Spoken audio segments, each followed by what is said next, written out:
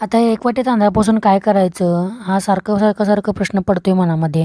काय तर गोडधोडच करूया जेणेकरून वसंत पंचमीला ही योग्य ठरेल. हे तांदूळ स्वच्छ तर धुवून घ्यायला पाहिजेच नव्ह, तसंच कशाला वतायचं. काय वाटेल ते केमिकल घालतात, तसंच कोण देतंय वय. तांदूळ हे स्वच्छ धुवून घ्यायला पाहिजे हो. हे तांदूळ बासमतीच आहेत हो. तर हे तांदूळ स्वच्छ असं धुवून घ्यायचं आहे आणि 10 मिनिटं तसंच ठेवून देऊयात. गोड पदार्थ करायचा आहे म्हणल्यावर तांदूळ 10 मिनिटं तरी भिजायलाच पाहिजे. आता घरात एवढं मला तूप आणून ठेवल्यात म्हणल्यावर तूप तर घालायलाच पाहिजे ना. तर आणि तयार झालेला पदार्थ दिल्यावर काय म्हणतात, घरात तूप असून तूप घालायला काय होते, असलं सगळं बोलणं असते बघा. आता तूप चांगलं विरघळलं आहे, तांदूळ पण चांगलं भिजल्यात. आता हे ओतून देऊया यामध्ये. करत असताना गॅस हा बारीकच ठेवलो आहे.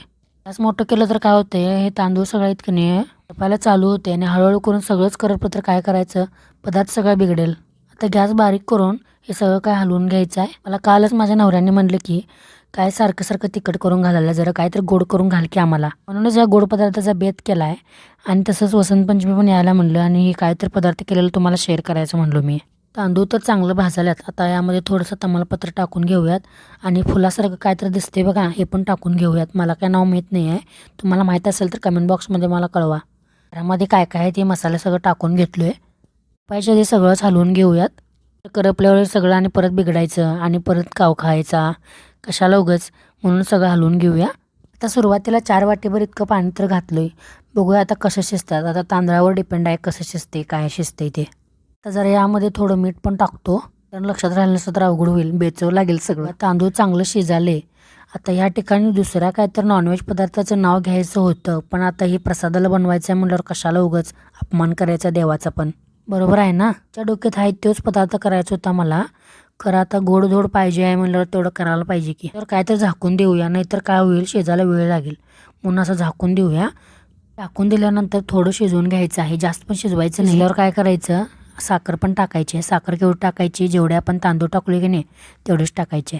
थोडं काय तर केलं आहे म्हणलं की नाही येतात सगळे खायला. जेवढंच तांदूळ आहे तेवढंच साखर घातलं आहे, कारण नंतर ना निघूच प्रॉब्लेम नको, साखर कमीच पडल्या काय चांगलं लागेना झाले. त्याला टाकल्यावर चांगला तर वास आला आहे. अजून चांगला वास येण्यासाठी यामध्ये जरा वेलदोडे पूड टाकून घेतलोय. सांगितलेलं बरं, नाही तर तुम्हीच म्हणशील नंतर काय टाकली आहे पांढरं. ते वेलदोडे बारीक करत असताना साखर पण त्यामध्ये बारीक केली म्हणून ते पांढरं दिसायला. रंग देण्यासाठी हळद टाकून घेऊयात. हळद जास्तच पडल्या माझ्या गडबडीत. 20 मिनटं झालंय. आता टोपण काढूयात, बघूयात कसं झालंय ते. बघा असं झालंय भात. जरा उगाच पाणी राहिले, हलवल्यावर जैल वाटाले. भात तर शिजलाय चांगला. आता काय करायचं, याच्यावर कणी काजू आणि मनुका टाकून घेऊयात. बघा झालाय की नाही चांगला भात. वास तर लय चांगला आलाय, वासावरूनच कळाले हो. आता हे खायला दिल्यावर नवरोबा लय खुश होणार. ते नव्ह, आता इथं पण व्हिडिओ बघायला आहे तर चॅनलला सबस्क्राईब करा की. अशी मी बोललेलो बघा, ते पुढच्या वेळी दाखवतो काय तुम्हाला.